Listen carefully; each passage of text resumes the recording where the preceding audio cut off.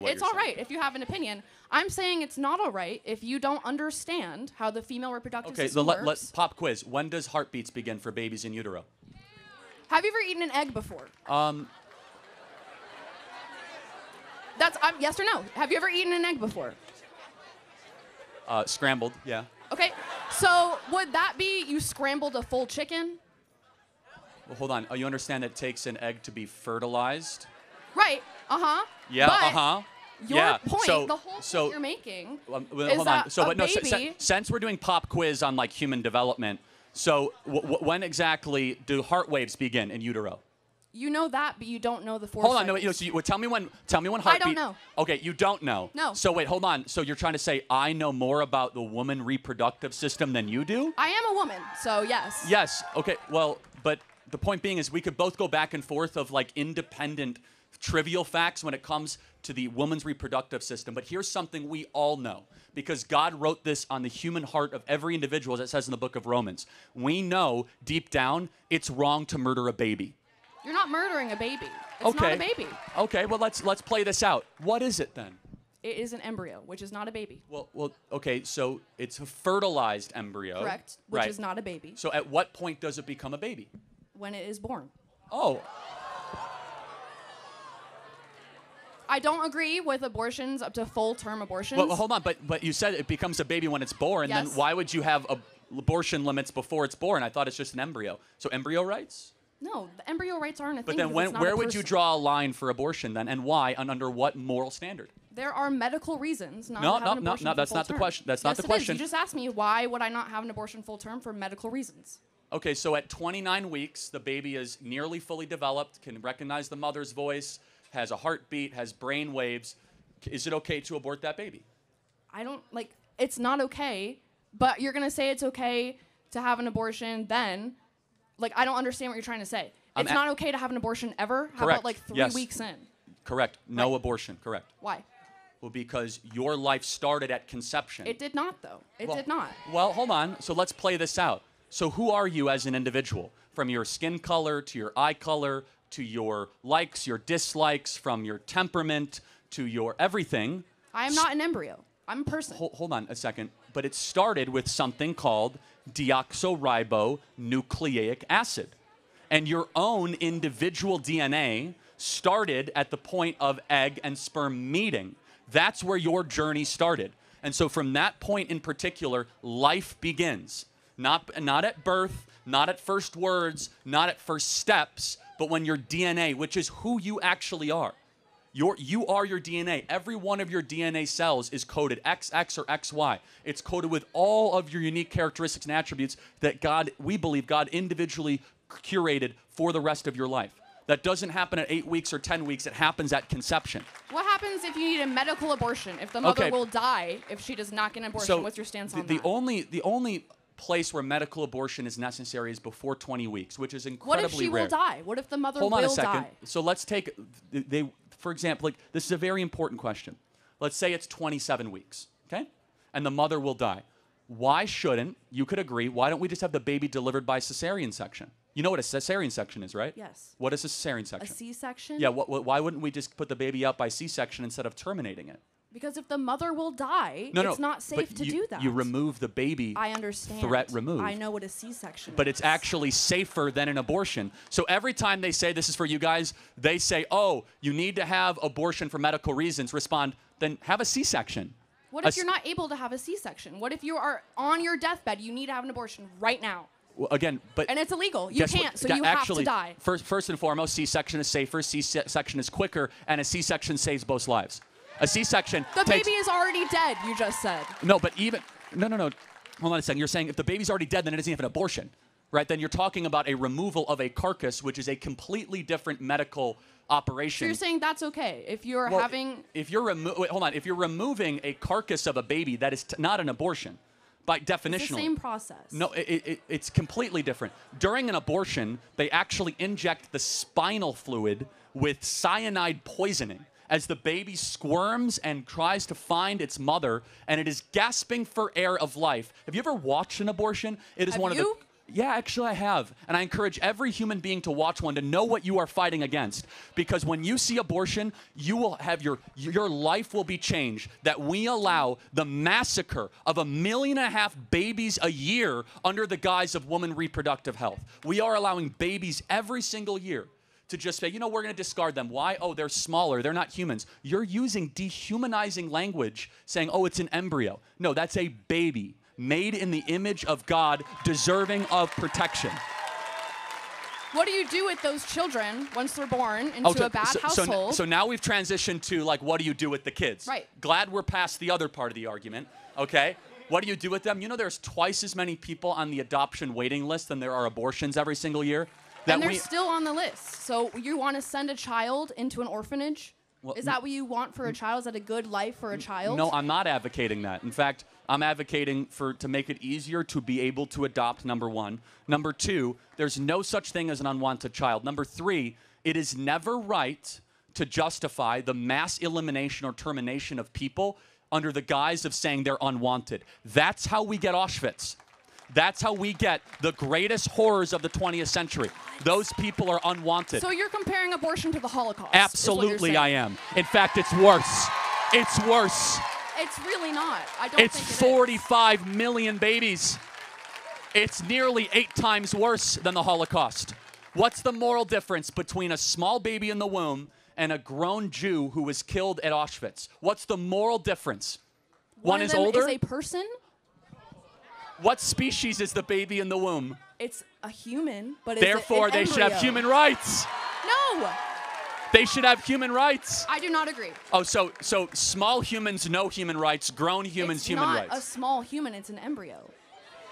You just said it was a human species. It's not a living human child. Wait, it's not a what? It's not a child. But it's not a living child. It has a heartbeat. It has brain waves. That does not make it a child. But tell me when it becomes a child then. I already told you, when it is born. Again, so under every other objective definition, you see guys how quickly the pro-abortion arguments fall apart with just the slightest questioning? But our position is one rooted not in feelings, not in personal autonomy, but one in biological consistency and reality. That your life had an agreed-upon starting point, that starting point should be protected and preserved. And the excuses given for abortion is dehumanization. Oh, it's just an embryo. Guys, that's just using different language to justify the massacre of something smaller than you. That's all that it is. You brought a sign up. I'm sorry? Did you bring a sign up? Yeah, I did, but... So my name is Eric. I'm 70 years old. I've been a born-again evangelical Christian for 35 plus years. Praise God. Worshipped here in the Valley with a bunch of, I was on worship teams in the Valley for quite a few churches. But the Holy Spirit brought me here today to prove you wrong. Okay, and so what the Holy Spirit has led me to do is to try to explain to you that I don't think you're a good, godly man. Okay, wait. And this is why. Because what a godly man does, a good godly man does, is stand up for people. He stands up for people. He stands up and even fights for people, okay? And I don't believe you stand up and fight for people. Yeah, you use your mouth and all these kids, you're good at all these kids. And I didn't think you were going to Are they people? Yeah, they're people. Do I fight for them?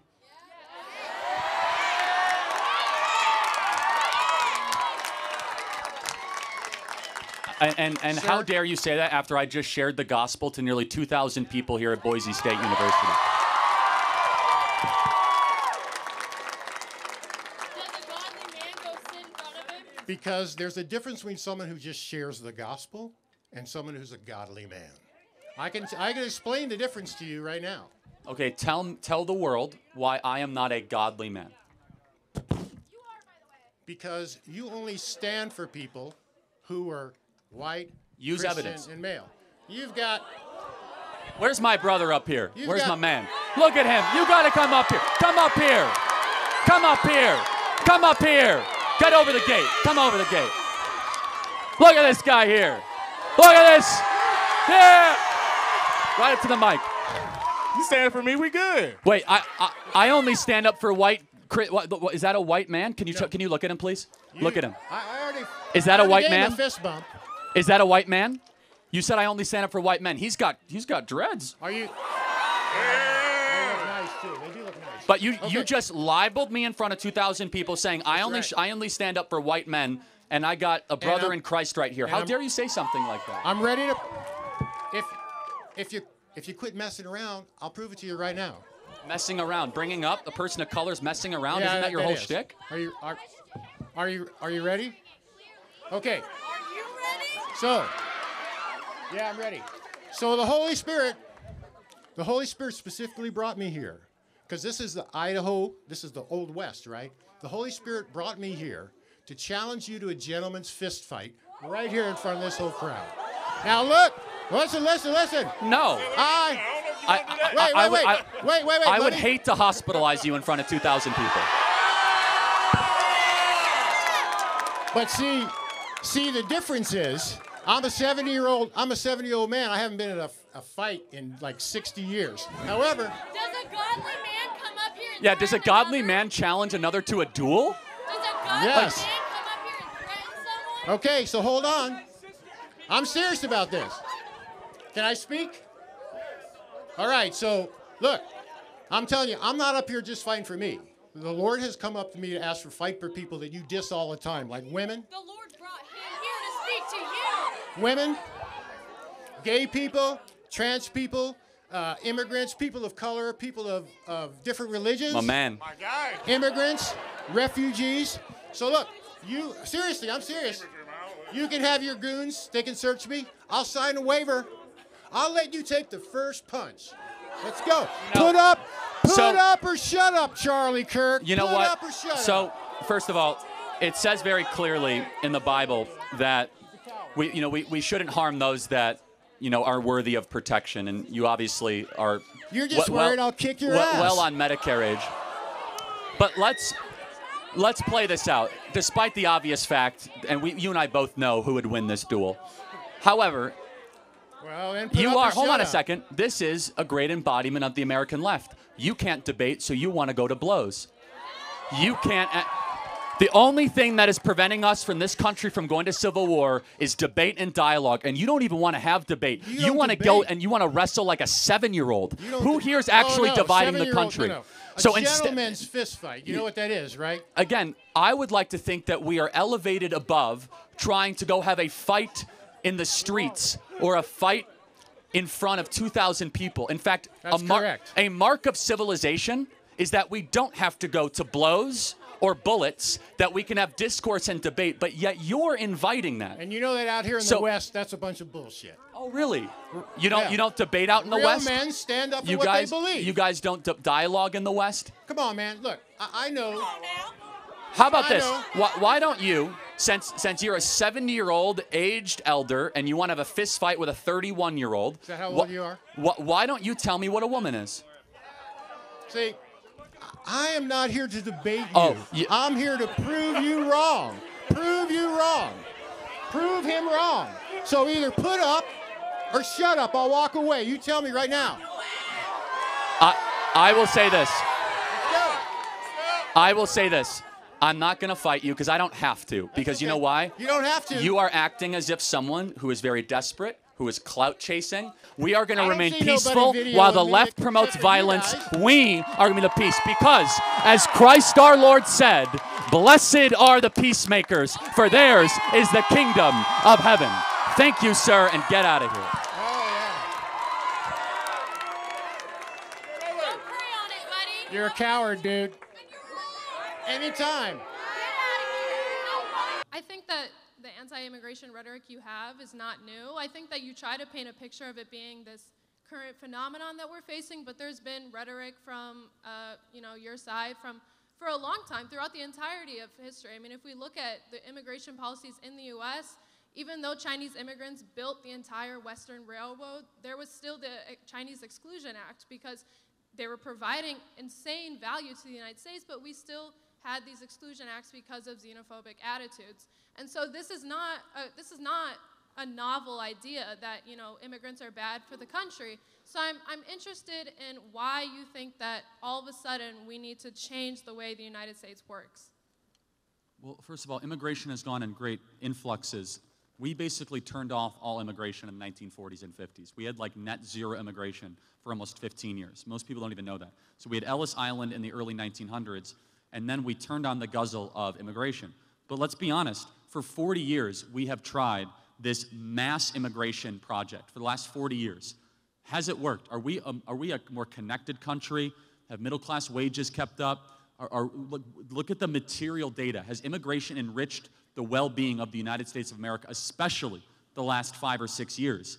I would say, of course not, actually. We're more divided, we're more factious, and we see this in almost every European country as well. When you import a bunch of people that don't speak your language, that are from the third world, all of a sudden you have mass destabilization happening in your country. It's not a matter of being xenophobic. Instead, it's a matter of being patriotic to your own country and your own citizens. It's not about hating the foreigner, it's about loving the citizen. And your obligation is always to citizens first, not foreigners.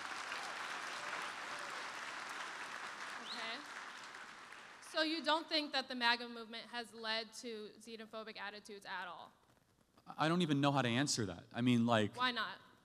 Well, because you have to first define what you mean by xenophobic attitudes. I mean, just like you said, I mean, we're living in a divided world. You don't think that comes from people being anti-immigration? No, I think it's the opposite. I think when you allow a bunch of people that aren't native-born Americans too quickly, with no checks, no background, no idea who they are, and flood them into your towns, definitionally, diversity is not a strength when it comes to local community ties. If you don't use it. If you don't use it, I don't know that you're committed to finding its strength. Hold on, no, explain this to me. This is a good question. Yeah. What country has ever grown stronger the more divided it's been? None, but I'm not saying Yeah, that that's we the point. have to get more divided. No, via but immigration. diversity definitionally will divide you. Unity unifies you. You notice they never say unity is our strength, they say diversity is our strength? In fact, just so we are clear, there is nothing racist or xenophobic to say that you want your kids to be around people that speak English. There's nothing racist to say that. It actually means that you want to be able to communicate with your neighbor. There's nothing racist and xenophobic to say, for example, we don't want to import people from a far-off distant land that don't share Western values, that don't treat women the same, that don't have the same respect for freedom of speech. So what we see is the unraveling of the United States of America, because a country is again, just like undoubtedly, it is the people that inhabit it. So you have to be very careful what people you allow into your country. Sure, but I think that what you're talking about, this like mass shift in American culture, is like not happening. I think you're fear-mongering. And also, I think that the United States forever has been a mix of culture. I don't really know like where you can point to a time in the U.S. history that hasn't included immigrants in its culture. Again, from the 1920s and 1960s, we had very little immigration in this country, nearly 40 years. In fact, that is what largely led to us becoming a world superpower in the 1950s. We had the Bracero program back then, where we brought in tons of laborers from Mexico to the United States to work in agricultural, and that's how we fed the United States. So I really again, don't think that you can say that. It was very limited in scope versus what we see today. But again, I will ask a more moral question. Does a politician have first loyalty to its own citizens or to another country's citizens? Absolutely. I'm glad you brought this, because I wanted to circle back to my original question about the United States creating instability in the rest of the world. I do think that every single politician, like let's say I'm the Prime Minister of South Africa, you know, Which is an incredibly anti-white country. Like, oh my goodness. Okay, anyway. Dangerously anti-white. Okay, anyway. Do you know about that, by the way? You should. Apartheid, yes. Oh, no. It's like they're killing white people in the streets in South Africa. They're stealing farmland. I mean, if you don't know about that, that shows how the media is lying to all of you. It is literally a mini white genocide happening in South Africa right now. But I don't think that we should... No, it's fine. You brought up South Africa, not me, but yes. That was just an example. Anyway, let's stay on topic. So let's say I'm the Prime Minister of a country. I do agree with you that my first job is that country, for sure. That's who I'm leading. But considering the United States has created mass violence, instability, and poverty around the world, you don't think that we have some sort of obligation to the people who then have to flee from that? No. Why not? Wait, hold on. Well, why not? Define your terms. Where have we created mass stability? I'll grant you Iraq. That was a disaster. Where else? In all of Latin America, in different countries in Africa, places that, like the Philippines that we colonized, Puerto Rico. Yeah, I mean, of course, I'm always so interested in this, as if it's like, you can never blame those countries for not having their act together. It's somehow America's fault. Like, oh, it's America's fault that Nicaragua can't get its act together. It's America's fault, even though we welcome Puerto Rico to become U.S. citizens, like we've colonized them. So here's the paradox. You don't think that Puerto Rico was colonized? No. I'm saying no. So if we don't help Puerto Rico, we're evil. When they become a territory, we colonize them, and we haven't done enough. It's like, which one is it exactly? So the Puerto Rico was taken from the Spanish as a colony and used as a sugar farm for years, where the workers were paid less than $1 per day to create sugar for the United States. And it's not really about statehood or independence. It's about letting Puerto Rico decide that for themselves. And anyway, this isn't about Puerto Rico. No, it's fine, but and more broadly, and then I'll get to the couple final questions here. I can sense that your problem is that, like, America's super successful and these other countries aren't. And foundationally, it's rooted in envy, bitterness, and resentment, because we are the world's superpower. It's not because we've held anybody back. It's because we've had incredible people, really good ideas. You don't think the U.S. has intervened in a negative way in other countries? At times, yes. At times, we've intervened very favorably. Can you at least acknowledge at times that... Sure, there has been aid, but there's also been terrible coups. Not just aid. South Korea exists because of American involvement. Kuwait exists because of American involvement. But it's not... So... But to look at American accountability, you have to look at the whole of that accountability. And to say that certain countries are less developed purely on their own fault is to ignore history. So that's where we disagree. Okay. Countries have to take responsibility for their own future, which, again, this is one of the reasons why so many people hate Israel. Every other country around there is like a third world country, and Israel is super successful and super agenic, and they're able to be like one of the wealthiest countries on the planet. You gotta wonder, what is it that they're doing? Oh, it's the Jews because they're stealing all this money. No, actually, they like work super hard, and they don't believe in Islam, and they and like, wow. And the one place Have you ever been to those countries? Yeah, actually, I have been to Israel, and I've been to the Palestinian Authority. I've been to the West Bank. I've actually visited it. Even if I hadn't, that doesn't mean what I'm saying is wrong, just for the record. By the way, I encourage you to try to go to Lebanon or Syria. Not exactly the Four Seasons, right? So, and not great. You don't think that U.S. intervention has anything to do with that? Partially, but again, to blame the evil U.S. intervention for every single problem is, at its core, intellectually sloppy. I don't think so, because the United States has 2 times the military of the rest of the world, and it has been in our DNA to intervene in a military way in other countries. So to say, I mean, I know you believe so in... So I want to try to square this all together. I got to get to another question, just to make sure I'm clear. So you're mad at America for getting involved in other people's countries, right? So America's bad for that. But then you want everyone to come to America. I thought America's bad. I'm saying that the United States needs to be held accountable. You can't meddle in So we're held countries. accountable by inviting the entire world here? If you are going to mess up that country, you have to do something about it. Oh, do something. Invite them here. Maybe, if you're the reason that they have to leave. No? All right. Then that at its core, I'm glad you articulated it, is neoconservatism, which is invade the world, invite the world. Which is that you don't support the invasion part of it, but somehow we have to invite the world as some sort of like mass penance. But that's like you invade and then say, oh, well, no, I don't support the invasions. I think you are overly ascribing fault to the United States of America, when in reality it's these own broken countries that cannot get their own act together. A great example is this, and I'll close with this. El Salvador is actually safer than America. It has billions of dollars flowing into El Salvador. Why? Because they elected Bukele, who decided to go after MS-13 and clean up the streets of El Salvador. Which, again, it was because they decided to do good things with massive action. Countries can be wealthy. Singapore is wealthy. You could be a very wealthy country if you embrace Western market ideas, private property with low crime, and it's not always... I mean, in the case of El Salvador, the United States was the reason that the country broke down into gang warfare, and now if you look at the way they were able to turn around, they had to declare a state of emergency just to be able to turn things around. It's just like, this is where we're different, and then I'll close, then we have to get going. I look at America as a force for good. You look at everything wrong and you say it must be America. No, sir, I'm looking at bad things that they have done and calling for accountability. Okay, like I mean, maybe we disagree, I don't know.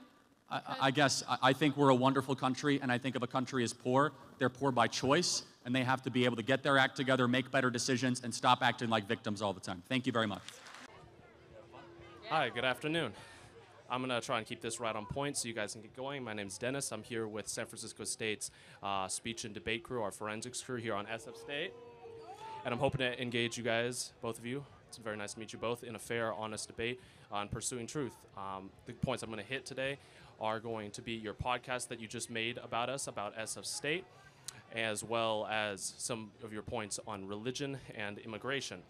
And I like to believe that you're hopefully here in good conscience trying to debate people fairly. You got to go faster, man. What is it? I'm doing it. You called our campus an island of totalitarianism. You said you should see what these people believe, what they think, that SF State is much like Stalingrad or Leningrad, a Maoist-type concentration camp. Now, look, I think they could have done a little better job with the architecture and all. But also, a campus that's totalitarian, as you said, this is literal. You said on your podcast this, you did. You said this, I'm talking to both of you. You said this on your you said this. Okay, I said island of totalitarianism, but I agree with everything she said. So, anyways, on your podcast, you said this, and I don't think an island of totalitarianism would be hosting this event for you to come debate people fairly, no? Last time I was here, they didn't. they only did because we threatened to sue them. Yeah. That's why we're here today. You know, do you know she was literally locked in a room for hours because a bunch of trans zealots were threatening her life? And they canceled the event in a classroom, and the university did nothing to punish the people responsible, and instead sent out an email apologizing that her presence came on campus. What do you think about that? I think that if people should do protest peacefully, try and debate with logic and facts like we're trying to do now, and that. So you would condemn what happened 2 years ago to me on this campus? I think violence is condemnable without want a logic hat? and debate. But I'd like to bring up that I don't think sometimes you guys are here fairly when you come to debate people. I watched a debate that you had with Texas A&M where you brought up. Come up. Come up. Come up. Come up. Come up. Come on. Come on up. Right here. This mic is for you. Come on up. Walk her up. Look, May I continue? I'll say very briefly Come up to the you. mic. You said you had every intention of approaching this conversation of truth. Absolutely. Do you believe Come that right up men here. can get pregnant? No, you're not. Come on up. That's a complex issue that It's I don't not feel. complex. It's not a complex issue. Okay, I'm not going to answer that because you guys Well, you asked me said to be on. you're brief interested in the topics. truth. If you Yes. cannot say if men can or cannot get pregnant, you're clearly not interested in the truth.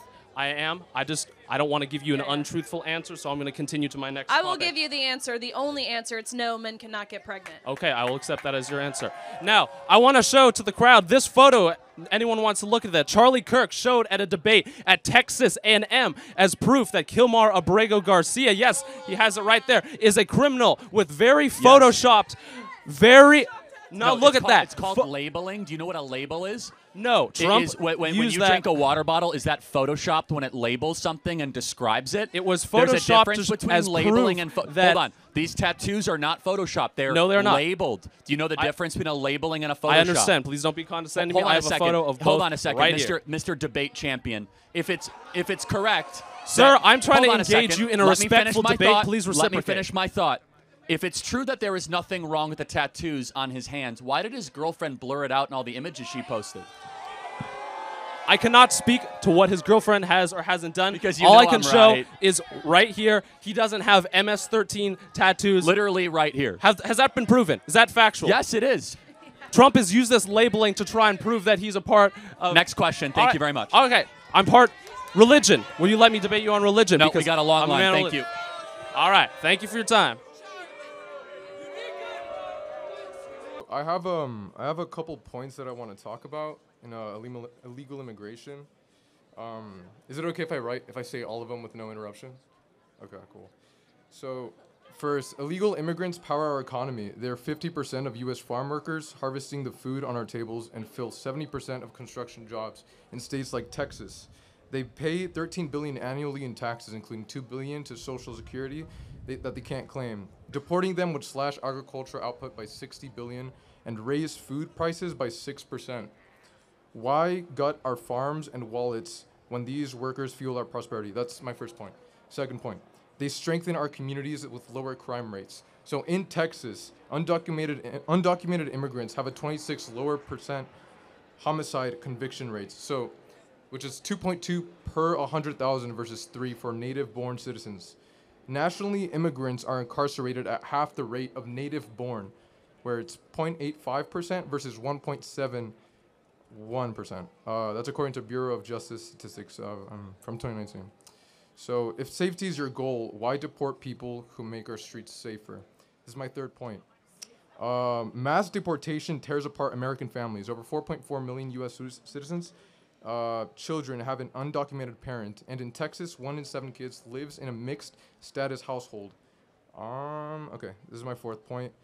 Deportation is a fiscal nightmare. Removing 11 million people would cost 315 to 400 billion, more than the entire Homeland Security budget, and shrink our GDP by 1.7 trillion over 10 years. And this is my last point. Our immigration system is broken, pushing people to cross illegally. Visa waits Mexicans can exceed 20 years, and the asylum blockage is 1.3 million cases, with hearings 4 to 6 years out. Okay. You done? That's pretty much it. Yeah. All right, so without looking at the phone, look at me. What Sure. should the penalty be for breaking into America? I think there should be a system where it's more merit-based. So if this person... No, penalty. So what is the penalty? So what should happen to you? Felony. It's not a felony, it's a misdemeanor. No, it is. So That's not true. It's 8 U.S.C. 1312. You can look it up right now. It's a felony if it's done twice. If you try to cross the border, that is correct. That is not correct. I Googled it, dude. To illegally go across the southern border with the well intent to come into harbor yourself into the interior of the United States, it's a violation of 8 U.S.C. 1312, which is a felony in the federal criminal code. Now, it can be enforced as a misdemeanor, or it can be upwards to 5 years in prison. Now, I want to know, since it's a felony, law in the books, 8 U.S.C. 1312, what should the penalty be? Well, in my opinion, these kinds of laws are usually they're what do you call it? They're sorry. Usually the sorry. Wait, sorry. Can I check my phone real quick? I apologize. Can you repeat the question? Sorry.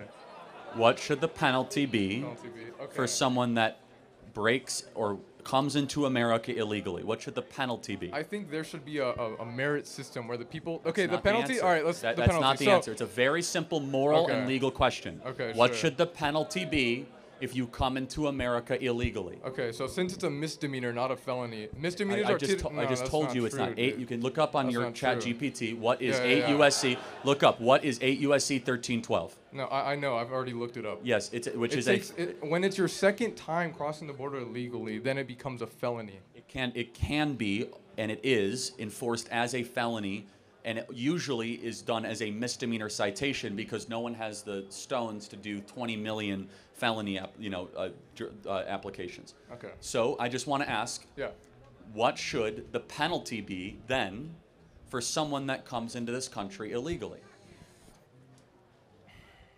Usually there's 3 ways that go about this when there's a penalty. There's either like a fine, or there's some kind of public service that this person does, or you send them back. Send them back. I agree. That's what we should do. Okay.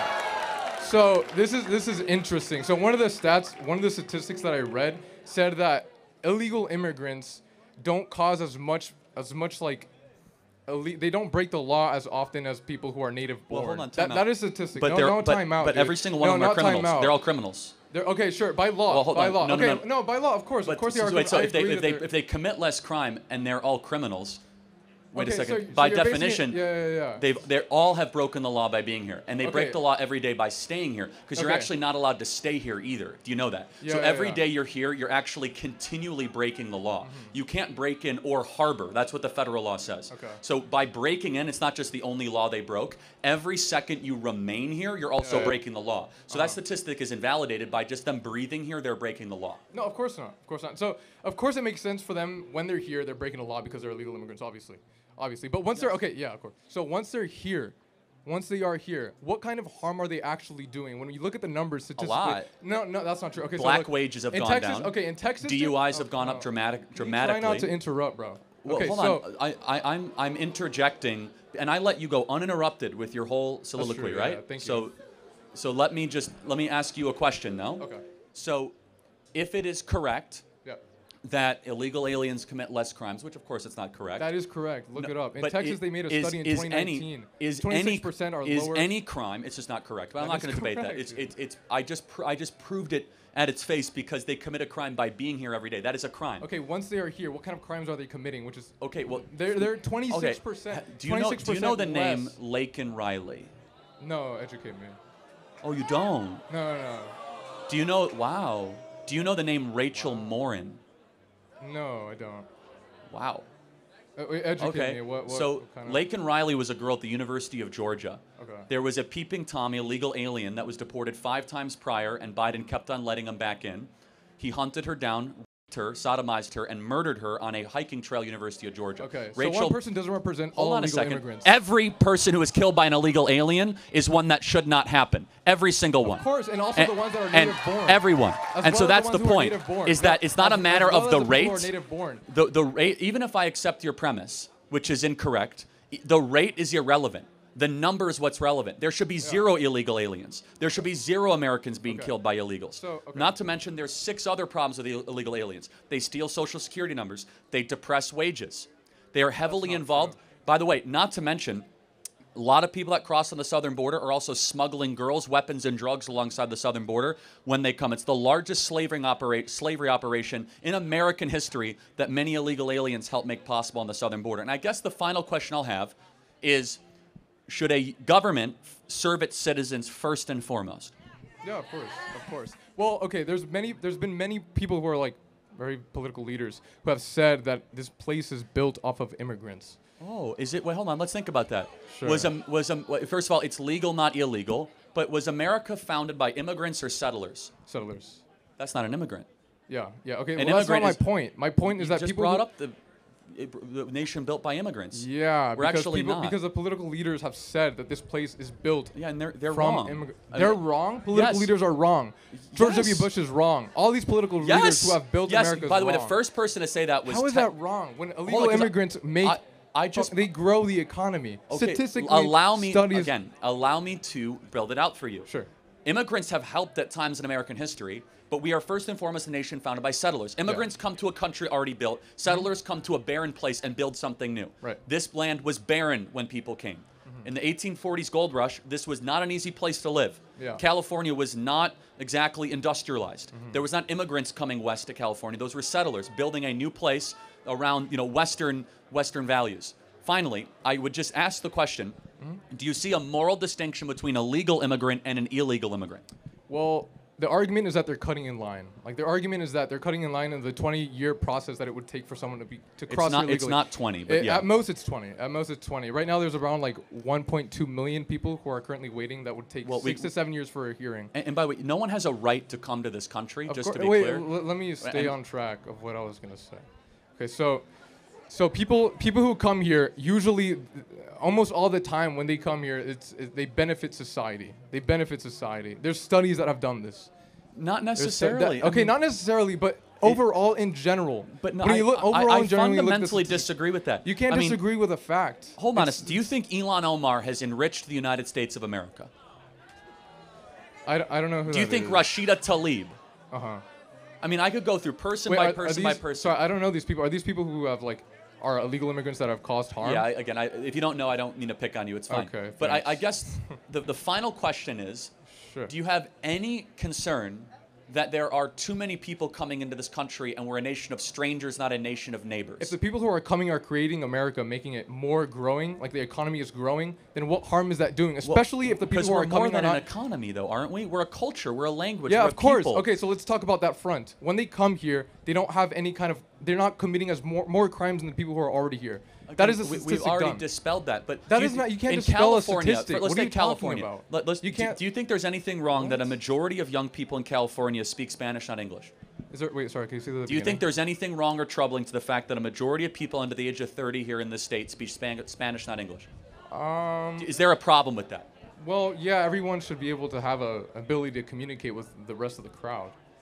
So I don't know what the big issue of that. See, I think is. it's a huge problem when we have a nation where you can't communicate Sure. with your fellow Okay. neighbor. Simple solution: teach them how to speak English. What is your Yeah, point? and our schools don't do that actually. And also, how about better solution? Yeah. Don't import a bunch of people that don't speak English. You mean importing people who actually grow the economy? Well, but, who again, don't reject. What? I reject your premise. That's not a premise. That's a study that's been done. Do you know what a premise is? I don't actually care as much about economic growth because we're one nation under. We're one nation under GDP. We're not one nation under GDP. We're a nation under God. Yeah. And when we lose social cohesion, and you import a bunch of people that don't share our values, that don't necessarily always assimilate, that's a major and serious problem. And we are a people first and foremost with a creed, and that creed is falling apart. Mass migration has not helped that creed. Yes, they might buy more trinkets. They might help depress wages. Mass migration, of course, can help. All good things, all great things for America that needs. Well, they help major corporations, but you know what they also do? They keep down the wages of working people. If you are a plumber, yes, of course. If you think about it, if you're a plumber, electrician, or a welder, and you have to compete against someone from Nicaragua who's willing to do it for $5 less an hour, that depresses the wages of the American citizen. Right. Yeah. So there's been studies that have done that also like counteract that. Illegal immigrants. Well, let's use our reason. Let's use our reason. Our studies. Let's use our reason. How about statistics? How about our reason? So we've had mass migration for 20 years. Have wages gone up? I don't know. No, they haven't actually. Yeah, okay. So forget your studies. For 10 years we've had 30 million people come into America. Wages have gone down dramatically. Yeah. Maybe there's a reason why. Okay. Okay. So what I encourage you to do, just because there's a study that confirms, you should use your reason and look actually at self-evident truths. Be like, huh, does that make sense? Can you name statistics are self-evident? Well, truths. not always. Statistics are very always? misleading. Yes, like for example, I could say, did you know that 600 people a year die because of seatbelts? Well, that's a misleading statistic because over 100,000 lives are saved by seatbelts. That's an incomplete statistic. Wait, okay, so where's the so that's a gray area. So where's the gray area where people are talking about where 26% of illegal immigrants who come here commit less crimes than native born? Okay, we have how many times have we been over this? That's just not correct. Well, it's that not is true. correct. That is correct. Every single crime. It doesn't matter this about the rate. This is a study that was done in Texas, the most diverse, second most diverse state. Every crime an illegal commits is one that should never have happened. Okay. It is a period. Yeah, of course, they should not be here. So I don't care about the rate. The rate is irrelevant. So let me just ask one final question. The rate is relevant. Someone broke into the country and cut in line. What should happen to them? Well, they're given. Ideally, there's a system. Ideally, there's a system that's merit-based where these people then become part of the citizen. Like they become a legal citizen. Yeah, I mean, we have clarity but not agreement. I say deport them all back to their country of origin and put Americans first. That's not an appropriate solution. The American people voted for it, and it is appropriate. It isn't appropriate because most of the people that do come here illegally contribute positively to society. Dude. Statistically, everything backs this. You're not listening to anything I'm saying, and that's fine. They take jobs from Americans. They depress wages. They steal Social Security numbers. They commit a crime every single day that they're here. They flood our public schools. They flood our social services. They flood our hospitals. They are a burden on the taxpayer. They should go back and make their own country great again and apply and become a legal immigrant if they want to live here. Thank you very much. Thank you. Next question. Yeah.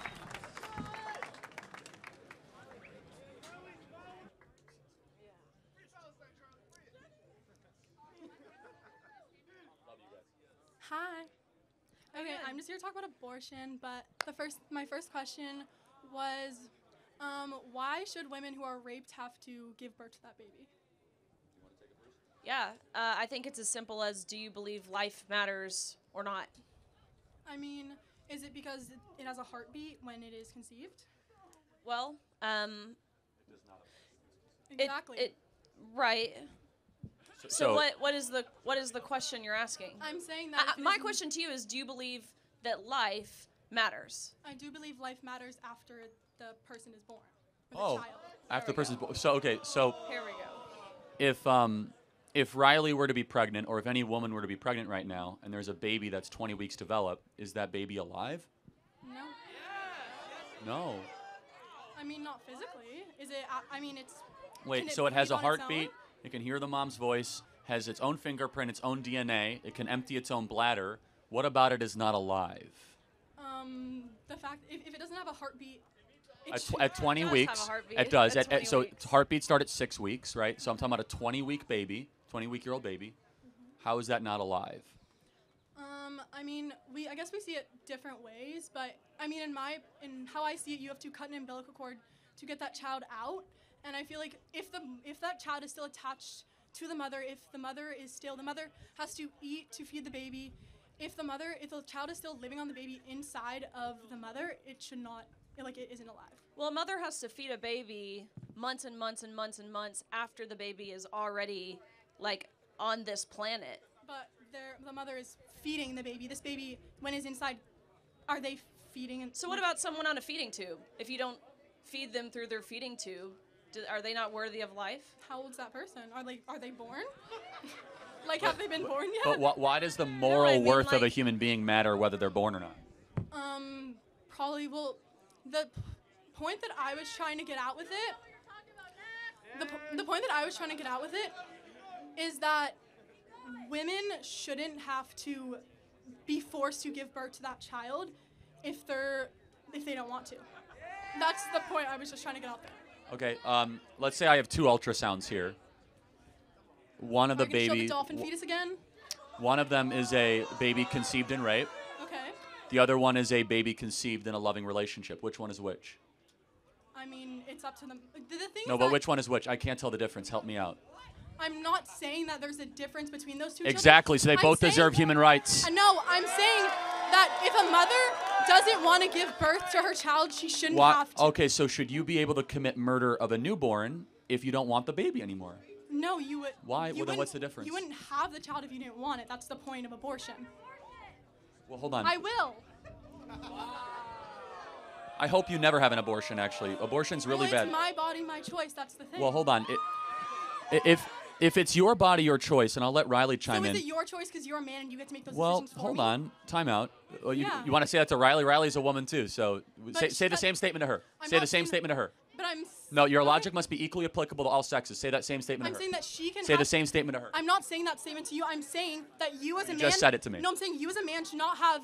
You should have the rights to choose whether I can get an Okay, abortion or not. does she have the right to choose Yes, for she you? does have the right. She doesn't have the, no one has the right to choose for me. Okay, but so it's not a me. man thing. That's what I'm saying. It is a man because Trump is in charge and he is the one. He said that he is the reason that Roe v. Wade is overturned. He said Praise that. the Lord, Roe versus Wade is overturned. In what way? Like it also kills other women and You children. know we have more babies being born in Texas than ever before since the abolition of abortion. Isn't that a good thing? And that's why we have such a high population. That's why we have No, we 12 don't. million people on our. We Yes, we do. have a declining population. We have a population collapse. What are you talking about? The world is on the verge of a population extinction event. We don't have enough babies. We're below replacement levels in the West. So you want to make women have Not babies? make. Okay, let's go through fundamental biology. How do people get pregnant? I know how a woman gets pregnant. So if you decide to have sex, you might win a certain prize. Well, what if you don't decide? I'm sorry, what? What if you do not decide to have sex and you get raped? Again, it's still a human life. You don't get to kill a baby just because a human life occurs. Something evil, rape, does not get better when another evil action occurs. And I will say this: somebody in this audience was conceived in rape. Can you tell me who? It doesn't matter who. That's Well, the thing. that's the thing, is I'm they're not all human. I'm not saying that they're not a human life. I'm saying the mother should have the Okay. choice whether she Got wants it. to No, give but birth let's. to that You human said life. they're not a human life, so they are a human life. Therefore, an extermination of human life is called what? Murder. So yes, abortion is murder, even in the case of rape, and that's a it's an hard thing to embryo, internalize. It doesn't matter. So, You're but saying it's a child, but it's not. what physically a species child. is it? It is a human, but. Okay. But is it a? Has the child So, formed yet? but hold on, you're not fully child yet? formed. Riley's not fully formed. I'm not fully formed. We actually go through this process of development our entire life. An embryo is just one stage upon human development. It doesn't mean you get less rights just because you're earlier in the human development scale. I mean, I feel like I do have more rights than a baby that is in someone's Why does stomach. your age give you more rights over an embryo? Why do you have the ability to eliminate a smaller human? Why is that It's morally not that it's- consistent? I'm not saying that it's better because it is a smaller human. I'm saying that, oh my God, I'm saying that women themselves should have the choice to get. Baby has no choice. Yeah, that's Thank why you. I should have the choice. Riley, do you want to take this as a woman? Yeah, I mean, it's just a flawed logic to insinuate that if you have a heartbeat, these certain qualifications, that is what determines human rights. The moment you're conceived, you are a human, right? We all just agreed that the species is a Homo sapien. You are a human at that point. That's when human rights begin. So I think it's, ironic that the other side, who touts human rights, who claims to fight for human rights, they don't believe those belong to children. And as a woman, I believe every single life is worthy. Every life matters. Okay,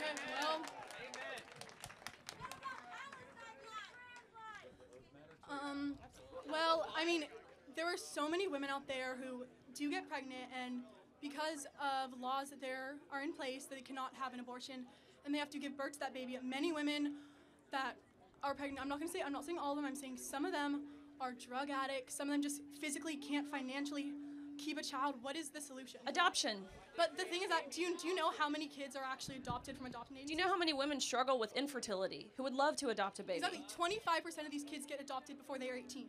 And the kids that do not get adopted are let go from the adoption agency, and they do not know what they're doing. Not that they don't know what they're doing. There certainly could be reforms within the foster care community and within the adoption system, but there are plenty and plenty and plenty of families of women who are hoping to be able to adopt because they can't conceive on their own. But 25%?